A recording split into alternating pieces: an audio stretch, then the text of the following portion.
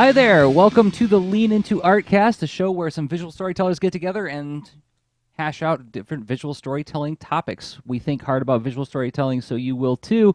My name is Jersey Drozd. I'm a cartoonist and teaching artist. The other host is... Hey, I'm Rob Stenzinger, a game designer and user experience designer, and frequent podcaster with Two Jerseys. But you described the general approach. That's basically the sign on the store that is lean into art. If we were a store, right? You get what you expect, right? But then one thing that is special and not always expected, and especially a bit overdue for this particular guest is, we have guests, but then there are certain guests that are like, referred to often and thought of fondly, even though they haven't been around for quite some time. And of course, I'm speaking none other of, what we often call our force ghost, Ryan Estrada. Welcome back, Ryan. Hi, everybody. Yeah, I think the problem is there was that drinking game where every time you mentioned me, people would do a shot, and I think too many people died, so they needed to take a break. We did feel bad about that, yeah. 98 episodes it's been. And that is crazy to me. We irrigated some dry counties with that drinking game, I'm sure. Ryan Estrada, okay, so that means that there might be some people who are signed onto the show in the last couple of years who have not listened to episodes with you. So we got to reintroduce them to you. Ryan Estrada, artist, adventurer, and audio producer. Gosh, you do a lot of stuff. I'm wondering if you could summarize those 3 job descriptions with one thing that they should know about you with regards to what you do as an artist, what you do as an adventurer, and what you do as an audio producer. Well, I travel out the world. Right now I live in South Korea. I'm coming to you live from the Gijang Library in Busan. And as I travel, I have experiences and make comics and stories about them. All my work is at ryanestrada.com. There's lots of shorts about places I've traveled. There's fiction comics like Broken Telephone, and audio dramas like Big Data. Oh, Big Data. Yeah, let's talk about that. This was a really cool project. I mean, this I think is going to tie into our topic today a little bit. Is it was a big project with a lot of people in it, including, hey, look who's there. That looks like me with an apple. Yeah, Mr. Spencer. So what was Big Data?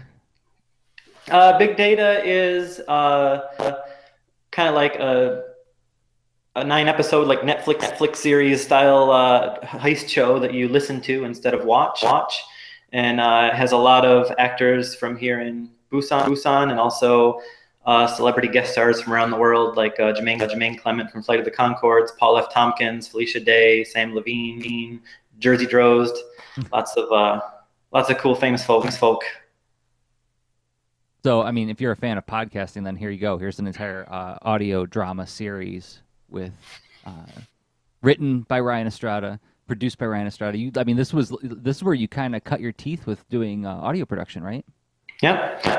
I had last time we were on, I was talking about I was working for Busan EFM, the local radio station, and just kind of doing really lame things about how great Busan is, which Busan is great, but it was making that audio piece over and over again for a government-sponsored radio station got old, but I learned enough to do my own cool, weird thing. That was funded through Kickstarter, wasn't it? Yep. I actually paid everyone out of pocket in advance, just hoping that the Kickstarter would fund, and then made my money back through Kickstarter. And then after the Kickstarter, I kept spending money. So I still lost a lot of money, but it was technically funded through Kickstarter. And the web address for that is bigdata.show. Bigdata.show. We will link to this in the show notes. It's a crime story about stealing the internet. And it's related to the comic that you did called Broken Telephone. Mm-hmm. Yeah, it's not something that you have to follow both to understand, but it's kind of that connected universe, like the Marvel movies. There's characters that overlap. Broken Telephone was an anthology series, and this was another really fascinating one where it built on the premise of everybody is the hero of their own story. So it's a bunch of people who, in their chapter, they are the hero, but their actions sort of, when you read about them in the next chapter, they're painted as a villain from somebody else's point of view, right? Yep. Every story follows the villain of the story before it, and everyone just makes horrible decisions and horrible mistakes that affect everyone else, but no one knows the other people exist, and they all think they're just doing what's right. Also featuring Ann Arbor artist Carolyn Nowak on that one. Rising star Carolyn Nowak. So yeah, that's at broken-telephone.com if you want to go read that one. Or you can get to it from ryanestrada.com, which is where you can find everything the man does. Everything. So cool. I'm just so glad to have you back, Ryan. It's been far too long. And for this week's show, having you back, we thought we'd talk about, as a guy who's done a lot of kinds of projects, you know, cartoonist, adventurer, audio producer, getting roped back into comics, hopefully in the near future here. You know, you've done a lot of big projects, a lot of, I'm sure, unforeseen complexities. And I'm sure I'm sure with each project you're like, okay, well, this is how I'm going to circumvent that again, but then to discover even more unforeseen complexities. And last week, Rob and I had a really fun discussion on failing on a project and learning from that failure and sort of like triangulating with different people in your life to try to figure out like what you can take away from that failure. Now let's talk about like back up a step before you even fail. Like what's the prep work that goes in? Does that sound good, Rob? Yeah, it sounds great. Especially, I mean, we're thinking about big projects, and so it'd be fun to talk about like examples of what do we mean by a big project, and you know how does that work, and the preparation, and I don't know, like what does that look like for all of us here? And I imagine, I mean, honestly, you named some really huge projects that Ryan has done. I'm super curious about like what went into the legwork and the effort in the beginning. Yeah, it's going to be fun food for thought. Can't wait to dive into it. All right. Well, with that, then how about I hit some music so that we can dive into it? How about a little 90s hip hop to get us bridged over into On the Ground. All right. This is the On the Ground section where we talk about the practical aspects of doing the thing. What does it look like when we're doing these things that we're talking about? So, Ryan, I'm wondering if you want to just pick any of these projects that you worked on, these big projects. What does prepping for one of these things look like? What do you kind of like? Broad view. Yeah, I've kind of, as you've been saying, I've kind of been moving from like in the early days of making comics, it was always some very simple. Like I do like a 24-hour comic where it's me in a room for a day, and I know who's going to do what and when it's going to get done. Whereas now I'm doing these massive projects that take like 3 years at a time and involve like big data involves 76 actors, something like that. It's a ridiculous cast of people all over the world. And it's really interesting seeing how that changes. And for me, the biggest thing is I make sure when I'm working with big groups of people that all of the pre-production work falls on me. I want to make sure that I'll put in like 2 years of work before I work with another person, because I want to make sure that I know exactly what I need from people and how to get the best out of those people. So when there's things with a lot of moving parts, my process of pre-production is actually kind of, there's 2 stages of it. I think of it as like the creative and the constructive. Whereas before at any given moment, there's 30 or 40 projects that I'm kind of have in the back of my mind that I'm going to do one day. And I'll think about them for like Can years. Can we pause quick? So wait a minute. So you have 30 to 40 projects, and where do these live? Do you have like a chip in your brain, or how does that work? It's just kind of like, just kind of buried in the back of my mind. Like I'm sitting on a bus and all of a sudden I'm like, oh, that'd be a good idea for this one that I'm thinking of. Or maybe they'll combine and just kind of, for as I've said before on the show, like when I write something, like for the first year or two of it, like I don't write anything down. It just kind of lives in my head. And wow. I naturally, like I'll sit down on a bus and watch it like a movie. And every time it's a little bit different. And the parts that don't work, the parts that are not memorable, just kind of slowly disappear. And then after a few years, I'll watch it and I'll be like, that's a really good thing. I should actually make that. And every once in a while I'll find like a scrap of note. I'll be working on a project and I'll be digging through a drawer and find it's a page of notes that I made about it 4 years ago that I'm like, I don't even remember writing that.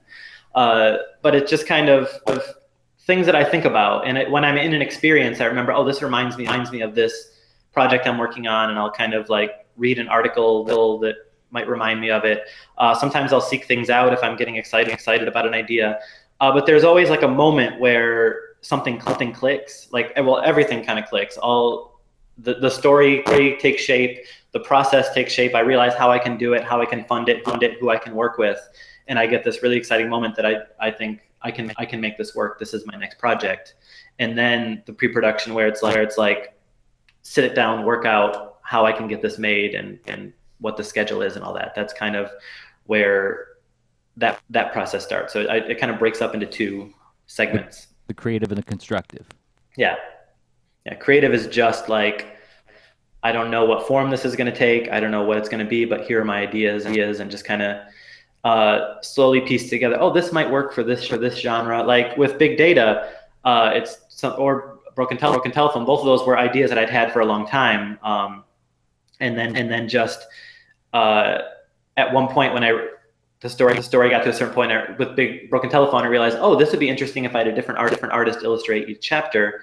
With big data, like it was when I realized, oh, I could do this as an audio drama, because at that point I had two different ideas in my head. One was this big data story, and the other was that I'd been doing a lot of radio and working with a lot of actors, and I wanted something I could do with those people. And then when I realized, oh, I can put these two ideas together, all of a sudden I'm like, okay, this is the project. And that's when the insane pre-production work of like, how many characters are there? Oh man, I got 76 characters. Where do I get these actors? Where do I hold auditions? How do I record people remotely? When all that starts. So I'm hearing you asking yourself a lot of questions. So, I mean, is this just like a brainstorming session where you just like try to come up with as many questions as possible? Or, I mean, like, or is there some system by which, because there's some like pre-visualization process where it's like, okay, well, this is what, having some experience with the recording studio, this is what that looks like. Therefore, I can infer that if I expand it by this much time and this many people, I'm imagining that there's going to be some extra questions that need to be answered. I'm just wondering how you come up with those questions, because I know that when I start a new project, it's a lot of ambiguity, and I don't necessarily know what questions to ask when I start out until I start hitting friction points. Yeah, and that's kind of where the questions come for me. Like as problems come up. Like when I started doing big data, when I started, I was going to record it all myself with my USB microphone, and go to people's apartments. And then the first recording I did, I listened back, I'm like, oh, this is terrible. And I had a bunch of recording set up with people who were leaving the country immediately afterward. And I'm like, oh, this is bad. So I found someone in Busan who had a recording studio, and I asked if I could rent it, and they said yes. And we went, and it was so good that I ended up doing the whole series in that studio. So it's just kind of, I don't have everything figured out at the start, but as things happen, I just kind of realize when a mistake comes in one part of it, then I realize, oh, the fix for that can work throughout the entire thing. And a lot of my projects just keep getting bigger. Like, as you can see with big data, that got really, really big. But when it starts out, it's just, I have this many episodes. And like when I was writing big data, my process is different every project I work on, because I work on so many wildly different types of things that I can't have a specific process. And that's what's interesting to me, is coming up with the process that works for this. But for that one, I had this little notebook, and I on each page I wrote an episode title, and I had like the little colored Post-it notes, that like the little skinny ones that with different colors. And I had on each page, I'd be like, yeah, you're talking about these things these little stickers that you can put on the sides of the pages to dog them. Yeah, these ones are a little bit longer, and I just put on each page the stickers of this color is actors that I need. This color is plot points for the recurring story. This color is plot points for the standalone story. And then if one page started getting too many Post-it notes, I couldn't fit them, then I'm like, maybe I need to move this plot point here, and just kind of not. That totally didn't work, because every episode is so overpacked anyway after all of that. But that's kind of how I was thinking about it and figuring out what I needed. And And then for me, a big part of the planning for that was orchestrating all of these people, because as I said, some of the actors are local, some of the actors are like big name guest stars, some of the people recording remotely, and figuring out how I can bring people in and still make it all gel. Like all of the people that recorded remotely, I had to figure out how to write into the script that they were talking to the characters over the phone. Because if you have two people recorded in different microphones and put it together, like if people are listening to this, they won't believe that we're in the same room.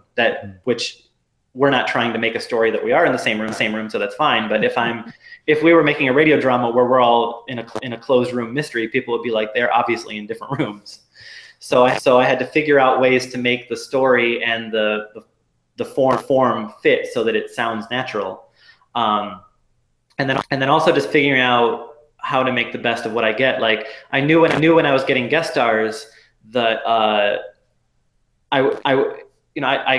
the local people, I can work with them. We can do auditions, we can do retakes. But the guest stars, I knew like with Paul F. Tompkins and Felicia Day, for each of them, I got about 15 minutes of their time, and they have like six episode arcs. But there's no way to have done that if I hadn't done all the pre-production work and figure out exactly what I need from them, where they come into the story, what the effect is on the story.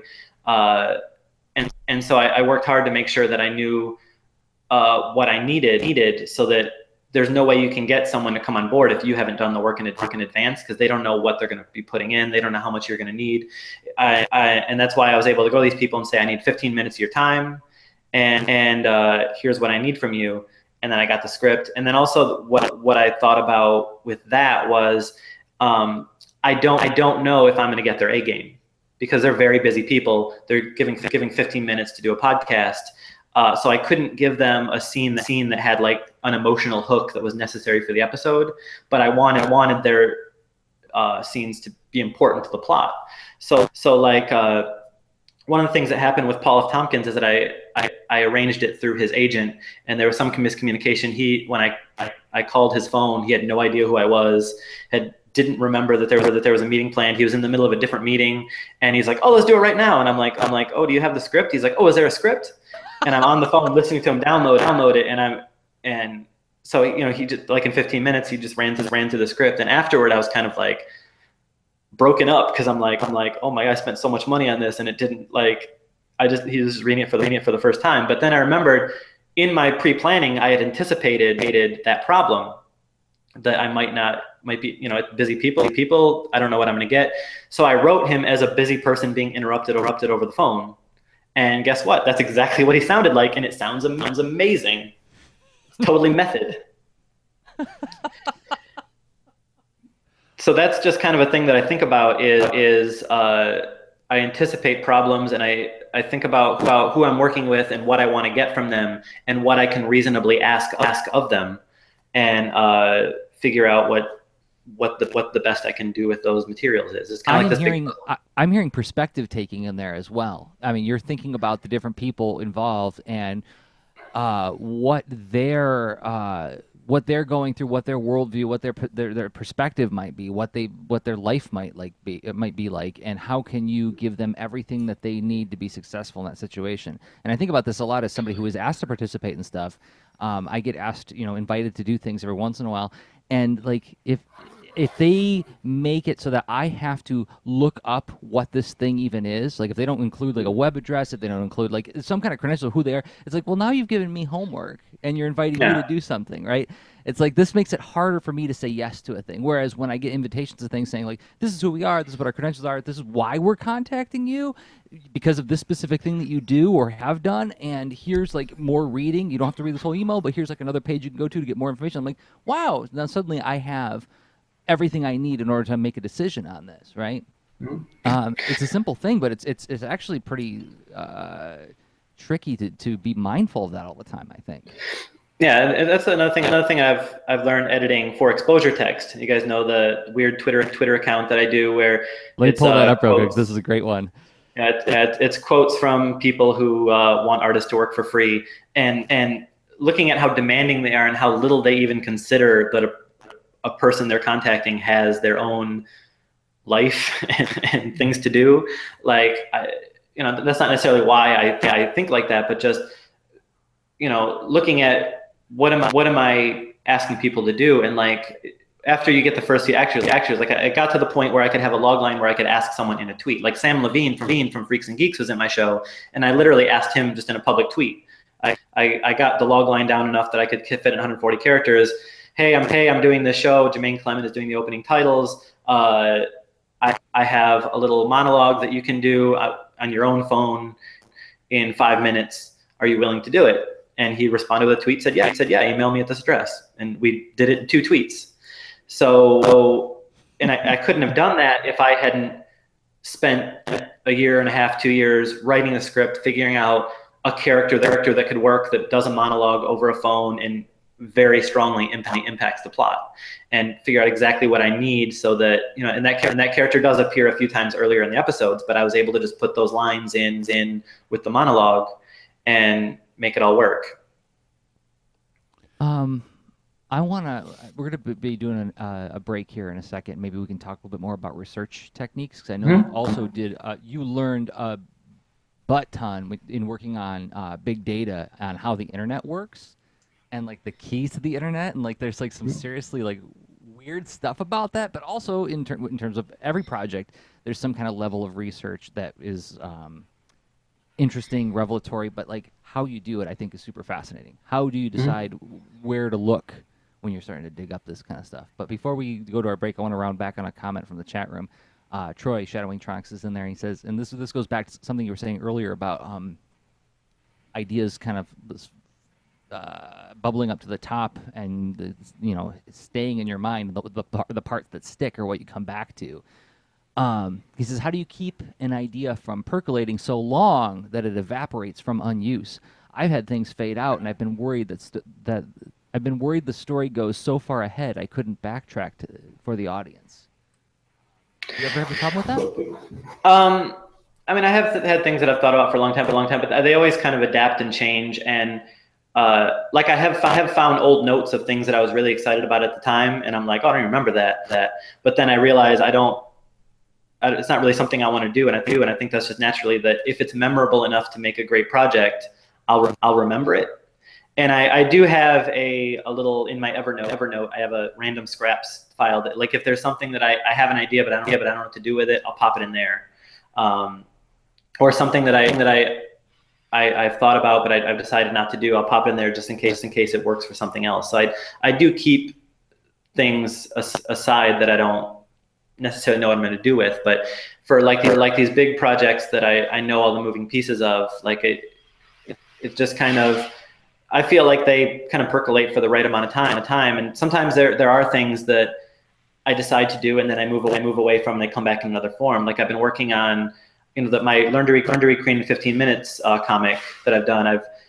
I've been working on a Learn to Speak Korean in 15 minutes thing since I made that, and it's done a bunch of different forms. At one point, I was making it as a choose your own adventure graphic novel, and I actually spent like 6 months actually laying out pages, and then I realized that it couldn't work in that form because it would just get so big. It would take 20 years to make, and then I set it aside, and just recently I started writing it as a podcast, and that got set aside again because another project came up. So these things come back and go away and like evolve. But I think that I've never found that thinking about something too much takes away from it. Rob, have you ever had that happen to somebody who also juggles a lot of big projects for a long time?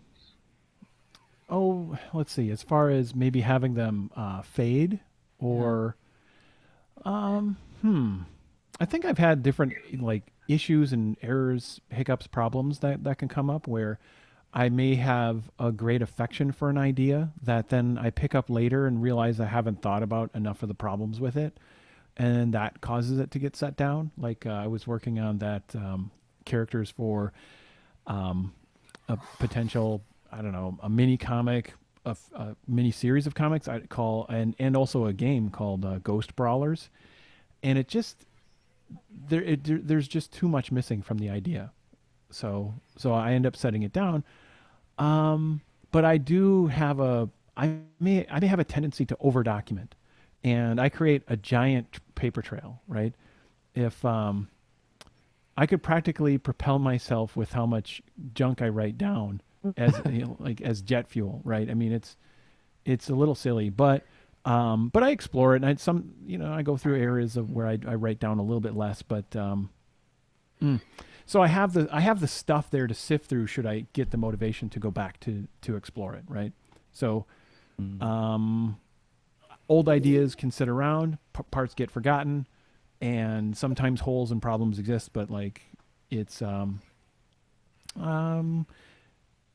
it just means that I don't have really I want to think about the approach that Ryan described, because maybe I just get a lot more tolerance and patience for letting them sit for a lot longer, and I'm pretty confident I won't totally forget because I've got quite a bit documented.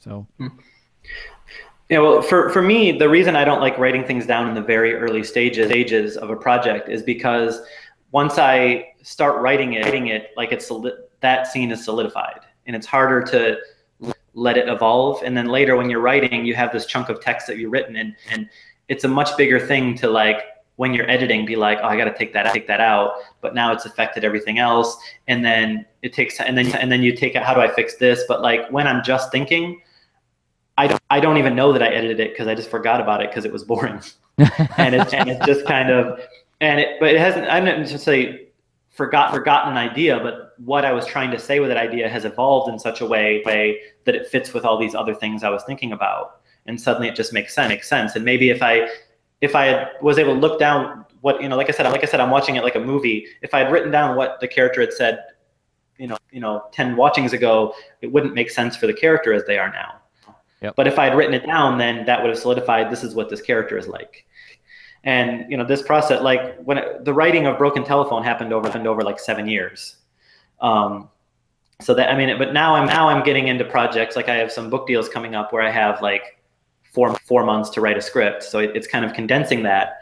And that's an interesting how it's different doing that. We'll talk about that in the research section, but yeah, that's just the reason that I like to let things percolate before I write them down. I have a case in point on this that I only recently tripped across. Anybody who's been following my Instagram, I was posting some old art. I was sorting a bunch of old art into boxes, into archival boxes.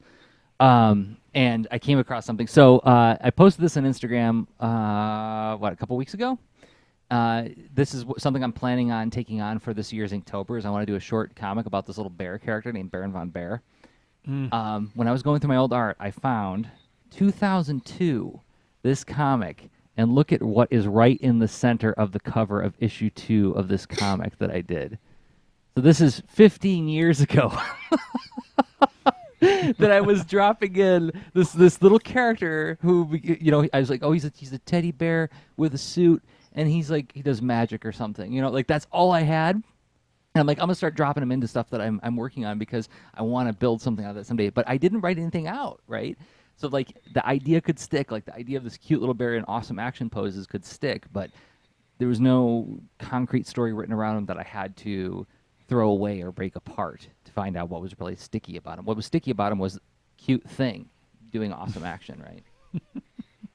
I was really surprised. I completely forgot that it was that long ago I was thinking about this guy, Anyway, so I mean, that's a lot of percolation. And is that Eureka, or is that or what's, yeah? Like for me, it feels more like that's cute. Okay. And then, if I keep saying that's cute, if I do that again and again, I almost never feel like Eureka until I'm like midway through a project and I solve a big problem of the story. That feels like Eureka. But the initial idea never reveals itself to me as being Eureka. It always reveals like, that's neat. I like that. Bear and a bird, that's cute. I could do some stuff with that, right? I don't know, Ryan. Does it ever? Do they feel like Eureka's to you, or do they feel like uh-ohs, or?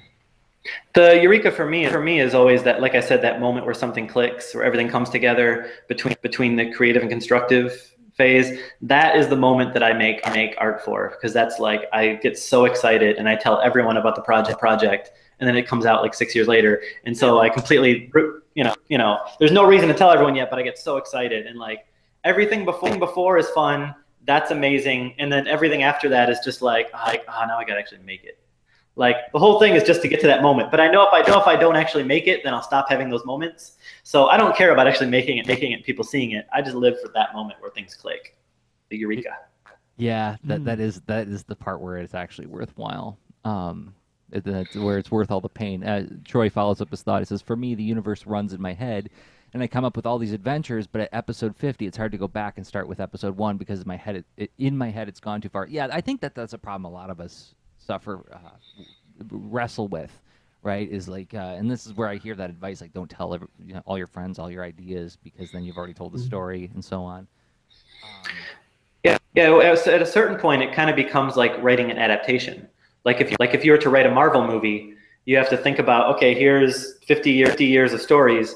Where do I start for people to come in? And when I'm writing something, just like he said, it's kind of that same thing where I know this entire world. I know all the characters. Now, how do I show that to other people? And every project I do feels like an adaptation of something no one's seen but me. So it's kind of thinking about how to look at it. That's great. I love that. I love that metaphor. And hopefully that'll be helpful to Troy in wrestling with this stuff. All right, time to take a break. We're going to take about a minute and 30 seconds to thank some people who make this show possible, and then we will get to talking about research methods. How do you do research for a project? And I mean, any kind of project requires some kind of research. I would make the argument in any case. But before we do that, again, thanking some people who make the show possible. Those people happen to be the folks who support us on Patreon. What is Patreon? Well, it's a way to give a monthly vote for the show, a way to high five us for the effort that we put into making this Lean Into Art cast. And you can do it for as little as $1 a month. It's at patreon.com/leanintoart. I want to take this opportunity to thank 5 people who have been supporting us. First, Olivia Birdton. Olivia, you can find on Twitter at Olivia Birdton. We will link to these in the show notes as well. But one person we won't link to in the show notes is the mysterious K, because we don't know who you are. We don't know where to find you, but we appreciate the fact that you believe in us and the stuff that we make. So thank you, Kay. Marshall Couture. You can find Marshall on Twitter at Marshall Couture. Both names together. Cameron Callahan. You can find on Twitter at Cam Callahan. Thank you, Cameron, for supporting us. You've been a long-time friend of the show. And finally, Angela Mitchell. You can find Angela on Twitter at Angie Makes Stuff. And if you want to join them, you can go to patreon.com/leanintoart, where you'll find all the shows that we produce, as well as the extra lean shows where we riff live with no purpose or plan, and we end it whenever we look each other in the eye and say, that's the moment to end. And it just stops abruptly. And those are for patrons only. And the latest episode is 112. Tattoo Book Club. What's that about? Well, you have to join us at patreon.com/leanintoart to find out. We thank everybody who has been supporting us there. Thank you very much. Your support means a lot to us. All right, let's transfer over to the 10,000 feet up section. 3, 2, 1, contact. All right, blast off. So now we're up in the air. Rob, you want to take the lead on this one with this research section? So I think we've touched on a few parts of research, because it's almost like there's the creative phase you describe, Ryan. Sounds like there's almost like a kind of in your mind R&D going on. Like you have a lab that's sort of it's where like a little more pure research is going on. It's like, what if we combine these things? What if and that's a bit of research. But then I'm curious about, are there any techniques or things, like maybe walk us on a mental journey of what that looks like a little bit in your head? And then if we could go from there into like the tangible, like, I have to go read this now because I just talked about, cellular biology and I don't know that. So like, Yeah, well, for me, there's the biggest thing about research for me is not just figuring out this is what I need to know, Google the answer, and put it in your script. Like for me, it's about being willing to go down rabbit holes. Like for big data, like I said, it's a show about stealing the internet, and it was inspired by this article about a real thing where there's 7 people who hold 7 physical keys that they have to ceremony as it's supposed to be.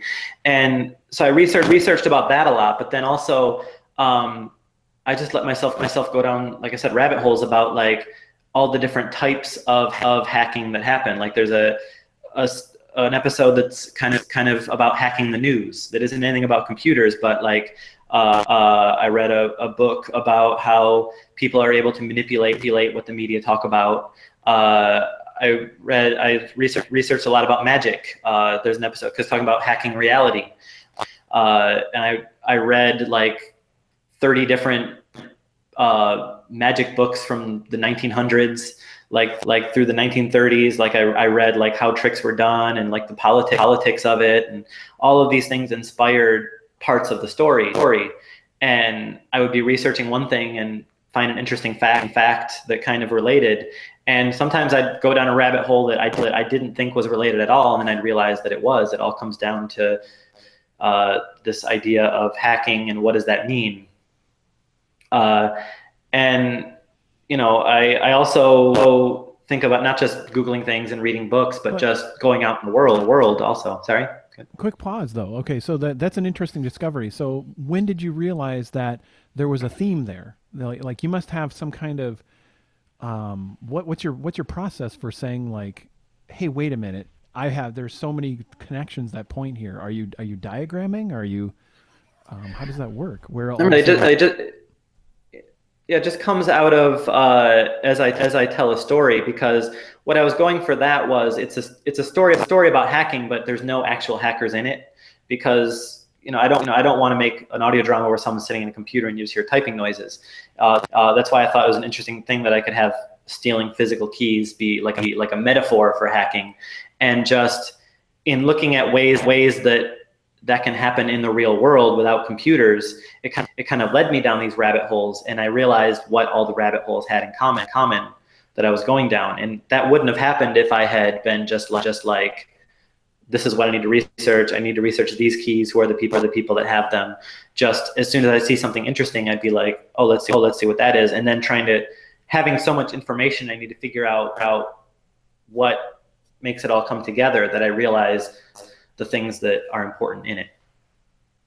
Sounds like there's a combination of creative constraints that are informing some of the choices too. Like when you said, like, I don't want to just do an audio drama of people just typing on a keyboard, right? I need something that's more conducive to this medium, right? And I certainly think about that when I'm doing comics, is like when Ann and I were working on the Rockets book that comes out next year, it's like, all right, well, we're dealing with something that has a high degree of kineticism and power to it. How can we do that in a way that comics does it best, and not just show diagrams of rockets over and over again? But we can't show movement, right? So we've got a challenge there too, right? Oh, we've got to cover Newton's laws of motion in a static medium. So, right, how can we find metaphors that will be visually interesting for that, right? So anyway, that was something I heard in there, Rob. Well, the constraints. It sounds like, gosh, there's this constant. It's like you're doing some kind of chef or alchemist type action where you've got so many different ingredients. You keep combining. You're like, wait a minute, I need more ingredients, and it's like if we had to somehow have someone try, like, okay, at someone finishes this episode of the podcast and they're like, I want to do a mini comic, kind of like how Ryan was describing his big data process, right? And it's like so much of it sounds like you're like the habits you have, like this sort of hunting for the connections and the rabbit holes, and saying, hey, you know what? It's okay to go down a rabbit hole. Where someone else who's like more calendar driven might say, no rabbit holes this week. It's all whatever. Yeah, if you got 4 months to work on a book, I could easily see that kind of urgency taking over, right? So what kind of, that's what I'm hunting for. We may not find it, like just with that, like is there anything you would say, like if someone was going to do a small project with that kind of approach? Yeah, well, like you went to the one that I'm working on now, which is I'm making a graphic novel about a true thing that happened in 1983 in Korea. And so I've been doing a lot of research about that, looking up at old documents and researching the history, watching movies that take place during that area, movies that were made during that era. And I do have a condensed period of time that I have to work on this, but most of the best ideas that come into it come from letting myself go down rabbit holes. And when I say rabbit hole, I don't mean I'm just going to go on the internet and read whatever I want. Like, for example, with this one, I decided to take a trip across Korea to the place where this story took place and go explore with my wife. The story actually happened to my wife. And so we went to the building and we found out that they had just closed it, the building we went in had just closed like the week before, and the doors were open, but it was all abandoned and stripped out. And so I just walked around it, and I didn't know what I was going to get out of it. I didn't know what information I was looking for, but I knew that it was related to that. And later, I actually found out that the building we were walking in, I found the yearbook and saw, and that building didn't exist in 1983. So it was all completely useless and didn't have anything to do with the story. But in walking, it reminded my wife of stories that she told me, and I was able to ask questions, just being in the environment gave me questions that I asked her that brought up stories, and hearing the things that when I asked about places about the environment, just seeing how long it took to walk from one place to the other, where a certain big event happened, led me to ask different questions. And watching movies that take place during that time, like I said, I'm watching movies that don't relate to this incident, but just seeing the types of clothes people wear, the types of things that they talk about, and then being able to research that and see how it adapts. Like, one of the most interesting things that came out of this, I interviewed my wife's parents, or talked to them about that period, and I went on this whole tangent talking about the steak restaurant that my father-in-law opened a few years before this, and how he was the first person to open a steak restaurant in that town, and then it turns out that it failed because the guy that he hired, the world-class chef that won awards, was actually a con man who had never cooked steak in his life and faked the awards and just was waiting to steal all their money and rob them of all their money, and they went out of business. And so this has nothing to do with the story, but I realized there's many themes that relate. And now that guy stealing the steak money is a major plot point that goes throughout the story and ties everything together. It makes you feel emotions of the characters and motivations. So that's the kind of rabbit hole I'm talking about. I'm not saying I'm not going to do anything today. I'm going to go on the internet. I like turtles, so I'm going to read about turtles. No, it's being open to experiences in the things that you need to research, so that if someone starts talking about a steak restaurant, you don't say, no, this is not about a steak restaurant, because that steak restaurant story fits into my story so well and shows motivations for the reasons people did things in the story I'm actually trying to tell. So that, some of this, I have motivated reasoning when I'm hearing the techniques you're describing, but it really, to me, through my filter, reminds me of some user experience research techniques where there's a term called exposure hours. Like, if you want to design or make something for someone, you should somehow be connected with them for for a period of time where it's, like interviewing, field research, contextual inquiry. You're there living along in their day in the life, as far as what do they do, and that changes your perspective entirely, because it's not this abstract thing you're guessing about. It's you're generating a lot of insight through firsthand experience and connection, right? And I don't know if that resonates with what you're describing, but it reminds me a little bit of that, where because you're talking, you're getting exposure hours with the what and with the who, and it seems to feed your machine.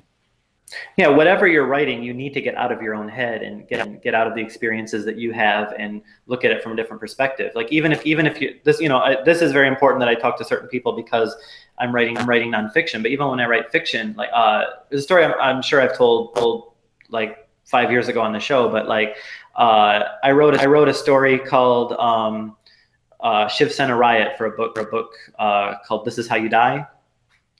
And it's a story about this sci-fi machine that tells you how you're going to die. And I wrote about how it would affect life in India. And there was a moment before this story was even an idea. I knew that I was writing a lot of different stories about crime and secrets and mysteries.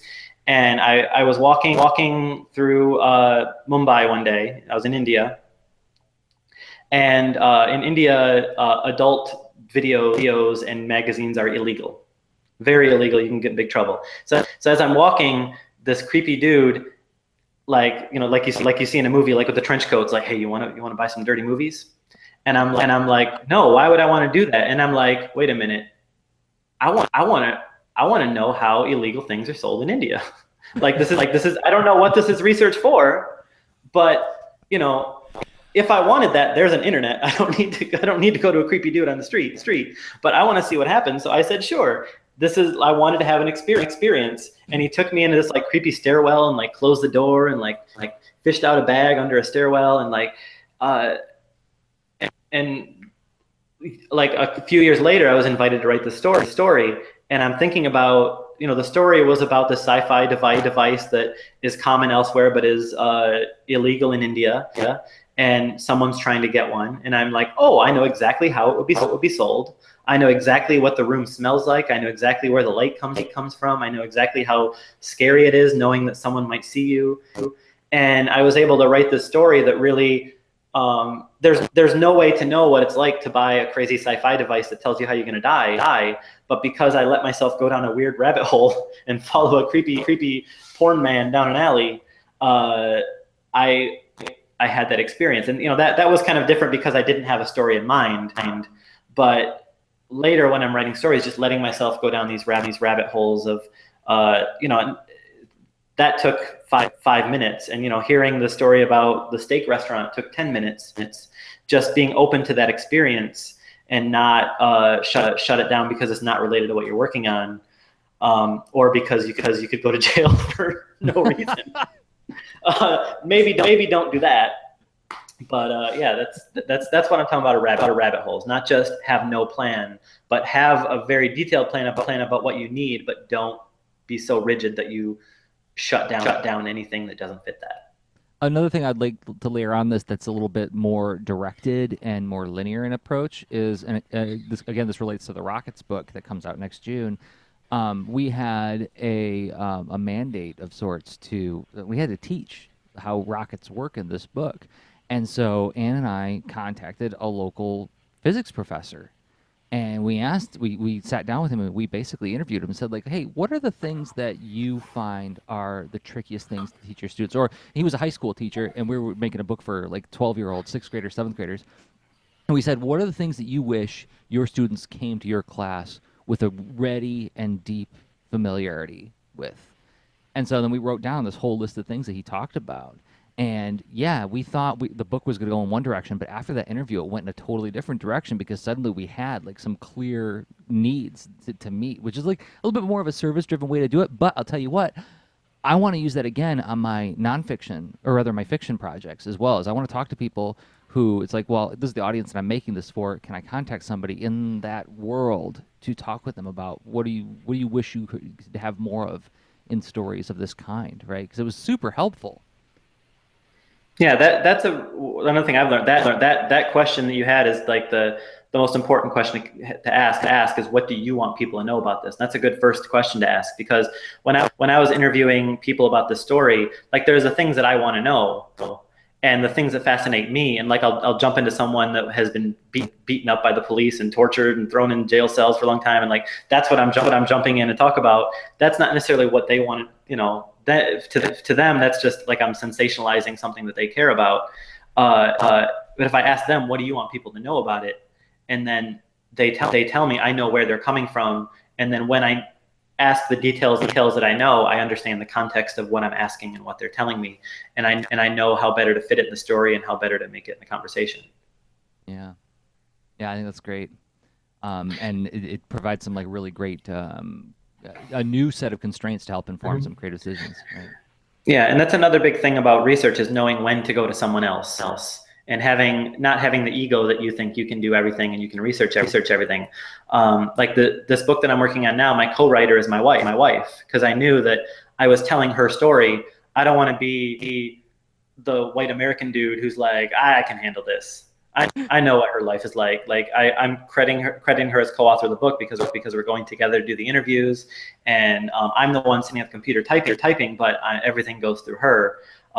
Kind of the technique for this is I give her half a beer and she gets tipsy and starts talking, and then I just furiously take notes and type it. But I've been doing a lot more of that recently. Just like recently, I did a comic for George Takei. I got an email out of the blue from the editor of a book that George Takei was putting together, and they wanted pitches. And the chapter that they really needed pitches for was about LGBTQ plus issues. And I was very interested in working on the book, but I knew that I'm not the that's not my story. I don't want to be the one to just regurgitate something I've seen in movies or TV or heard. So I actually contacted a friend of mine, Dorian Cliff, and they wrote a script. We worked together, adapted it, and made it to a comic. And since then, we've worked on a bunch of other projects together because I know when it's important to have someone else's perspective as opposed to my own. That's pretty fantastic, and thanks for diving into that. Like, I'm wondering if we're narrowing in on that time where we say there's just one more question, right? That we wanna final move on. thought time. Yeah. How about that? Man, we burned through that hour so fast. Yeah, so in about, we're going to take one more break.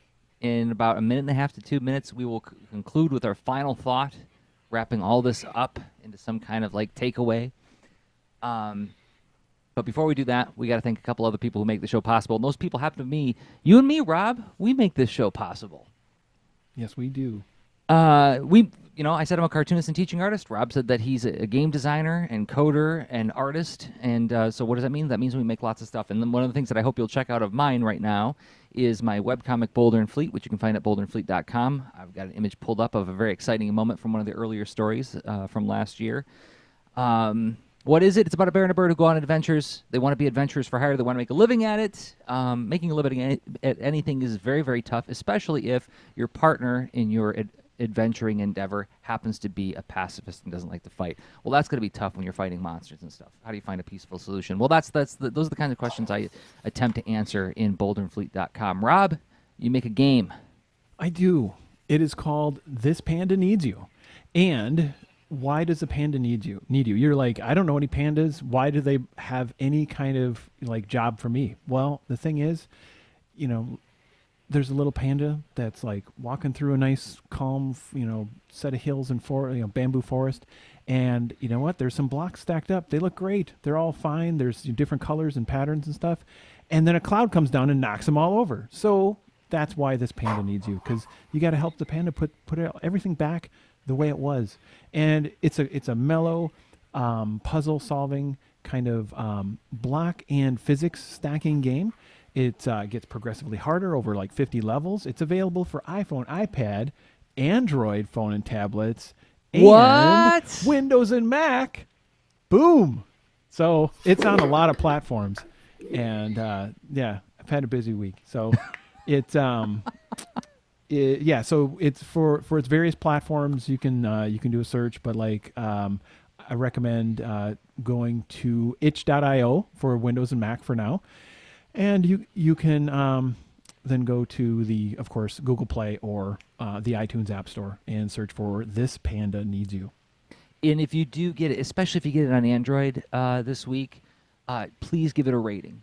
So then that way more people can find it. It'd be cool if it got like a nice big surge at the outset of like, oh my gosh, all of a sudden 100 people downloaded it and gave it a really good rating. That will help raise its rankings and more people will buy it. And then this show and this project will be more sustainable for Rob. Well, congratulations, Rob. That's awesome. Awesome, man. Thank you. And if you are here because you more or less you're not quite as interested in the stuff we make, but more about the way we think about stuff, that's fair enough. We have more stuff that we make in the style of the way we think about things at leanintoart.com/workshops, where you can download videos like what am I trying to say? Discrete videos, not part of a series. Like it's like here's a 4-part video class that I taught on comics based on like my 10 years of experience in classrooms. Rob's got classes of storytellers UI tools, making video games from your comics. It's at leanintoart.com/workshops. You can pay whatever you want for the videos. Price of your choosing. You could even choose free. But if you do get something out of it, you could always go back and you could purchase it later to give us a tip. If you are listening to this show on on a podcatcher, or if you're watching it on YouTube, giving it a thumbs up, giving it a star rating helps more people discover the show too. And we thank everybody who has interacted with all of our stuff in those ways. It means a lot to us. All right. Ready? Final thought time, Rob? I am. And I have a question for Ryan, unless you have like a natural final thought. I do not. Okay. I'm curious to hear what your question is. All right. Well, it's okay. We just talked about Ryan illustrated very well. Like it's important to know when to go to someone else. But then, okay, let's say you've got that insight, you've realized it, and is there like a how? Like, well, how do I then? Are there a couple of good things to keep in mind when I reach out to someone to collaborate with? And especially when I have I think they're a missing link to help in this particular way for this project.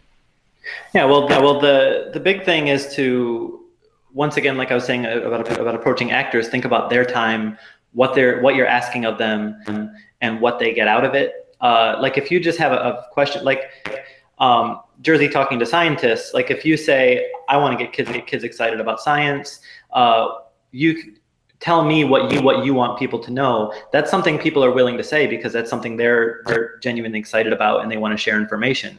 But if you're saying, can you read this manuscript, look it over, give me your thoughts, tell me, if you have a bunch of specific questions, then you're asking a lot of them, and maybe you're thinking about, are you asking someone a question, or do you need to hire a collaborator? There are a lot of people that I've brought on that I've paid as not necessarily a consultant, but made them part of a writing staff, and things like that. Don't be one of the guys for exposure text that are demanding a lot and asking for nothing in return, or even just saying, "Can I buy you a coffee and pick your brain?" is a thing. That, hey, hang out. If you're offering the chance to just kind of a networking thing, and you're talking, you're buying them a coffee, that's another thing that you're offering them. Just think about, if you got that email, what you would think about it. And another example of finding a collaborator is getting Jersey on board for big data.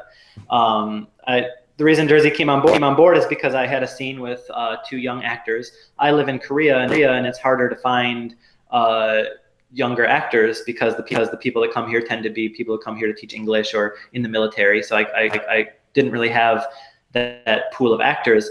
And I knew some people in Michigan. I knew that Jersey works with some of them. I know that Jersey knows how to do audio production. I know that he's great at working with kids in his classes. And so it was a natural thing to offer to hire Jersey as a co-director of that episode. And it's, I didn't just go to Jersey and say I'm doing a thing, listen to all these episodes, read the script, and then I did the work and told him, here's what I need. Here's the actress that I'm interested in, and told him what exactly it would take instead of just expecting him to do the homework.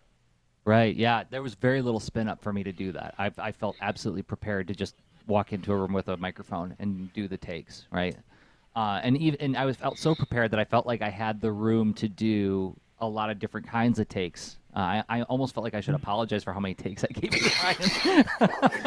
It was great. I had hours and hours and hours and hours.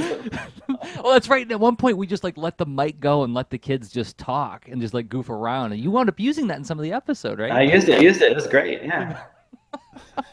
Yeah, I ended up cutting it right in the episode and have them just talking about weird memes that they found. But it made it sound natural. It suddenly made it sound like they weren't reading a script and they were having a real conversation.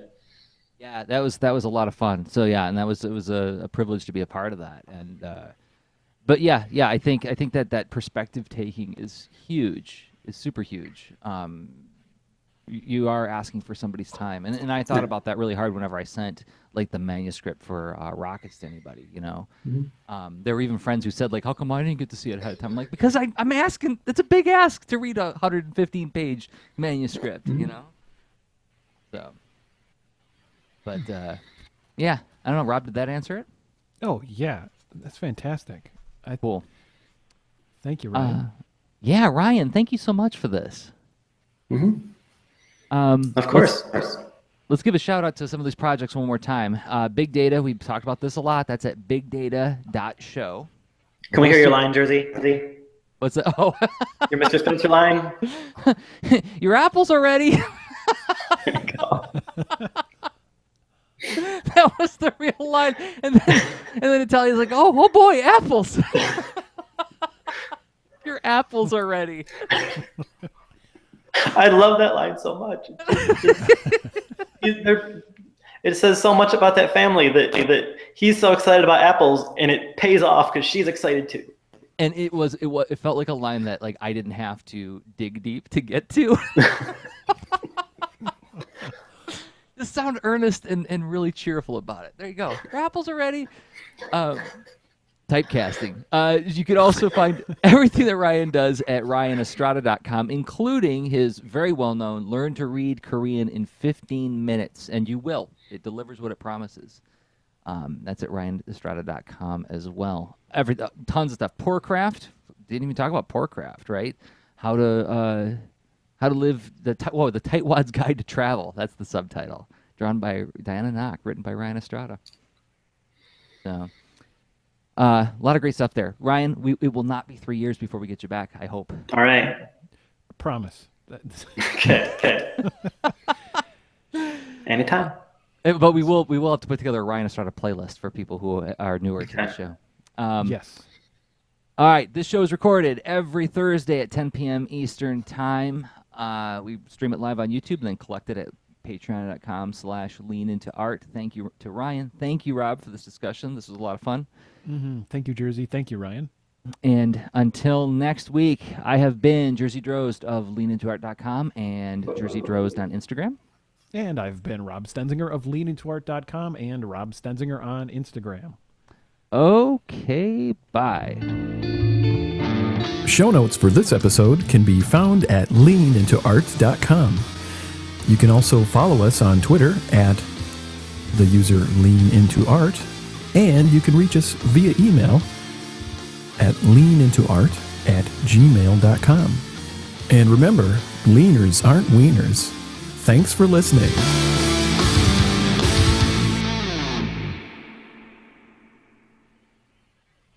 Okay, I'm going to kill the stream. Thanks, everybody, for hanging out with us. Yeah, thank you.